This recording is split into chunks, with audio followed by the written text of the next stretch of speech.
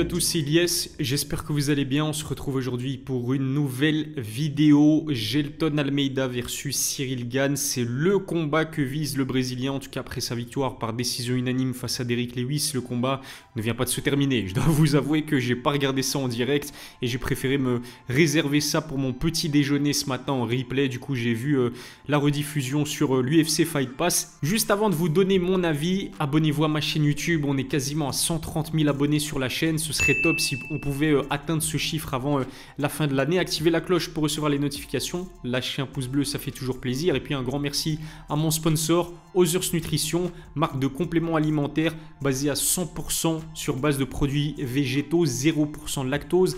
Produit en France. En plus de cela, je consomme la whey. J'ai recours aussi aux barres protéinées Others et franchement, elles sont délicieuses. Si ça vous intéresse, vous avez droit à 10% de réduction avec le code COVER10 et je mettrai le lien vers leur site dans la description. Qu'est-ce que j'ai pensé de cette prestation de Gelton Almeida face à Derrick Lewis? Domination totale. Domination totale de Gelton Almeida face à The Black Beast.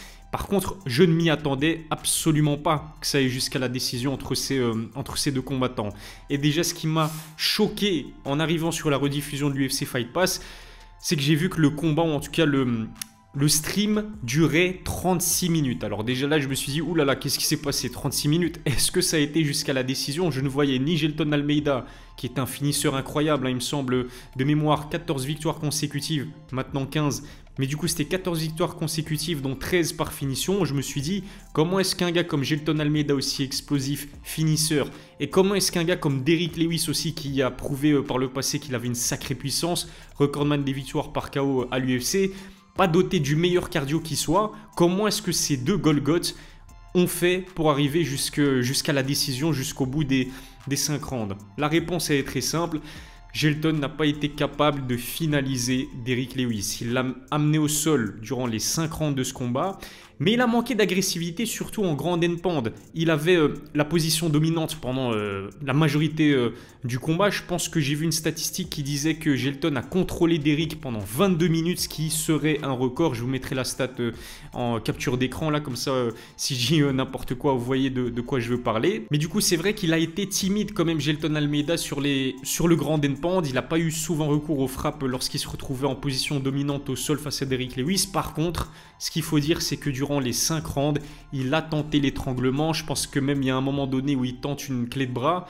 Mais c'est pas passé. C'est incroyable. La défense de Derrick Lewis au sol, elle était plutôt impressionnante. Et puis on sait qu'au fur et à mesure que le combat avance, les deux combattants transpirent. C'est de plus en plus difficile de soumettre ses adversaires quand c'est aussi transpirant que ça. Ce qu'il faut dire aussi, et je pense que ça a son pesant d'or, que c'est un élément important aussi à signaler, c'est que Derrick Lewis, il est énorme, il est gigantesque, il fait 120 kg, une force brute, une force de la nature vraiment assez impressionnante. C'est difficile de maintenir un tel Golgoth au sol.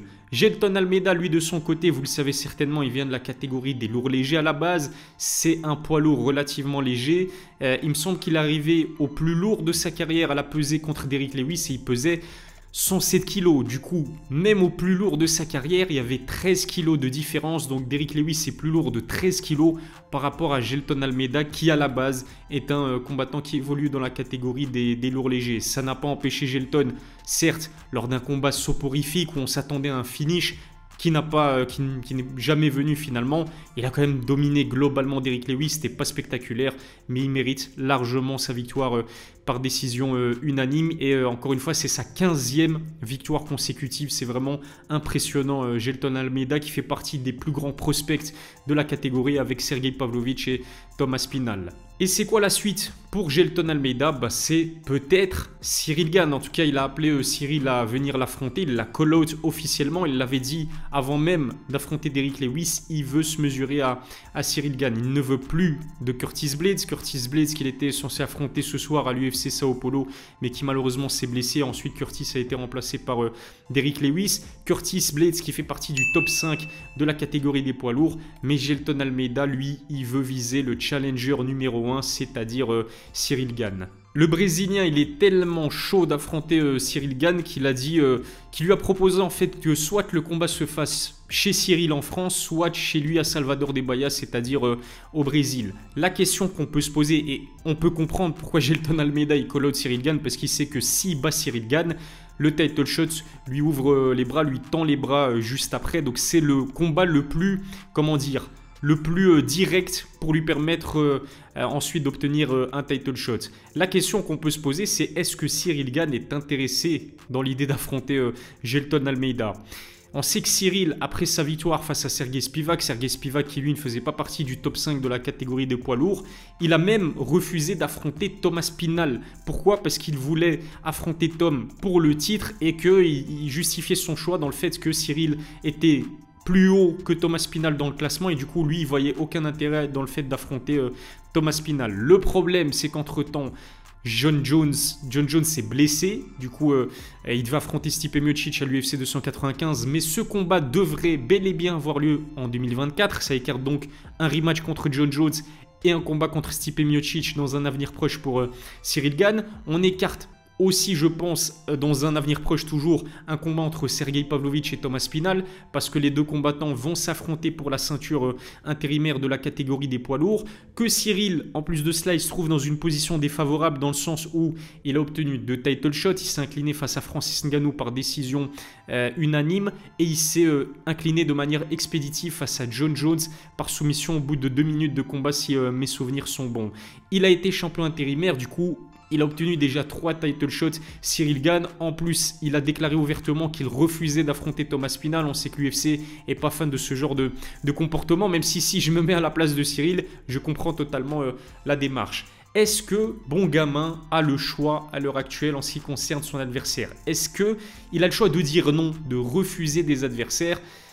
Ça, c'est une très bonne question et je pense qu'il y a 2 adversaires potentiels qui vont se dresser sur le chemin de Cyril et ces 2 adversaires dont le style risque d'être compliqué, pour moi, c'est Curtis Blaydes et Gelton Almeida. Gelton Almeida qui est classé numéro 9 dans la catégorie des poids lourds et qui, après cette victoire par décision unanime face à Derrick Lewis, je pense, va faire son entrée dans le top 5 de la catégorie.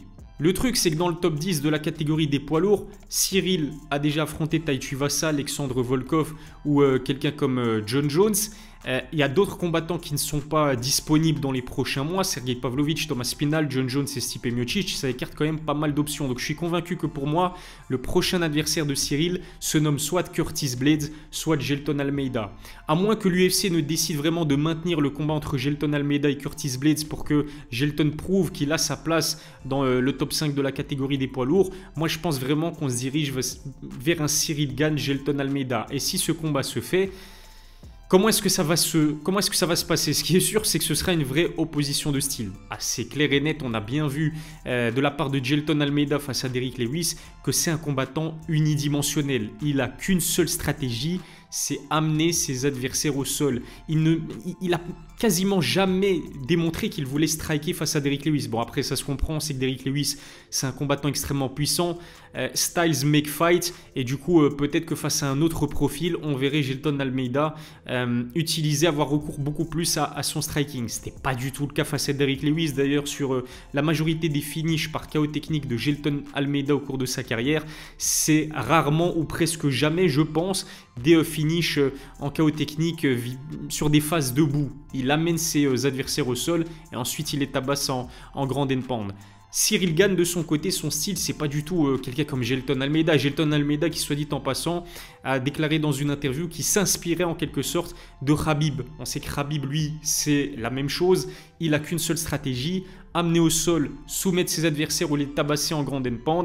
Mais malgré son caractère unidimensionnel, Khabib, il était tellement fort en grappling, tellement dominant que personne n'a réussi à mettre en place une stratégie pour lui infliger une défaite. Et c'est aussi la philosophie de Gelton Almeida. Lui, il est conscient que tout le monde sait que c'est un très très bon grappleur qui est capable de finaliser ses adversaires au sol, mais qu'il estime qu'il est tellement devant, tellement supérieur à la catégorie des poids lourds en termes de grappling, qui peut miser là-dessus sans trop avoir recours à son striking. Cyril Gane, lui, c'est un excellent striker.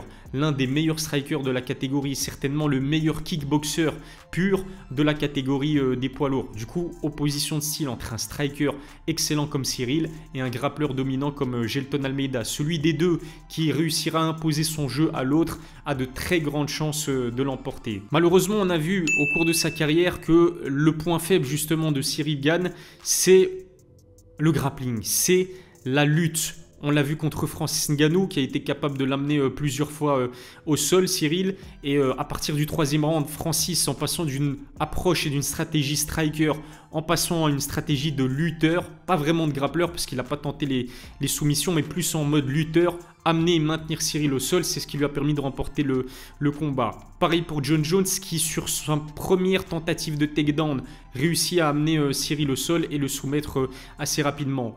C'est sûr et certain, Gelton Almeida va essayer de nous faire une Jon Jones face à Cyril Gane. Il va vouloir l'amener au sol et le soumettre assez rapidement dans ce combat. Est-ce que Cyril a le grappling nécessaire pour défendre les tentatives de soumission que risque de lui infliger Gelton Almeida? Est-ce que Cyril a la lutte défensive aussi pour bloquer les amener au sol de Gelton Almeida? Gelton Almeida qui a souffert d'une relative légèreté face à Derrick Lewis, 13 kg de différence entre les deux combattants, je vous le rappelle, mais qui n'a eu aucune difficulté à amener Derrick Lewis au sol. Il a un excellent timing sur ses amenés au sol. Je pense qu'il varie aussi les techniques d'amener au sol. Il me semble qu'il est passé de single leg à double leg durant le combat. Est-ce que Cyril a vraiment la lutte défensive pour faire face à ce genre d'attaque en takedown? C'est la question que je me pose. Par contre, si Cyril parvient à défendre les amener au sol de Gelton Almeida, alors là, il l'explose, il le détruit.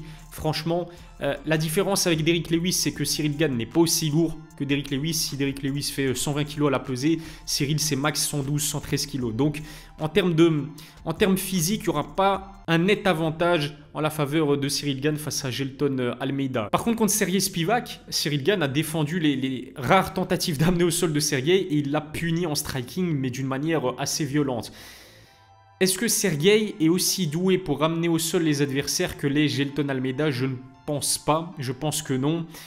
Donc pour moi c'est du 50-50, vraiment c'est une opposition assez intrigante avec deux combattants dont on connaît les armes de prédilection. Cyril debout, il mange tout cru Gelton Almeida. Gelton Almeida, s'il parvient à amener Cyril au sol, pour moi ça va être une soirée cauchemardesque pour Cyril qui risque de se terminer assez vite. Mais en tout cas c'est un combat que j'ai envie de voir, que ça se fasse en France ou que ça se fasse au Brésil. J'ai vraiment hâte de voir ce que vaut Gelton Almeida face à un combattant de la trempe de Cyril Gane. Derrick Lewis, c'est certainement l'adversaire le plus prestigieux qu'aura battu Gelton Almeida pour l'instant. On a eu pas mal de réponses à certaines de nos questions en ce qui concerne Gelton Almeida qui a connu une baisse de régime dans la 3e reprise. C'est la première fois qu'il combat aussi longtemps. Généralement, il s'impose par finish dans le 1er et 2e round.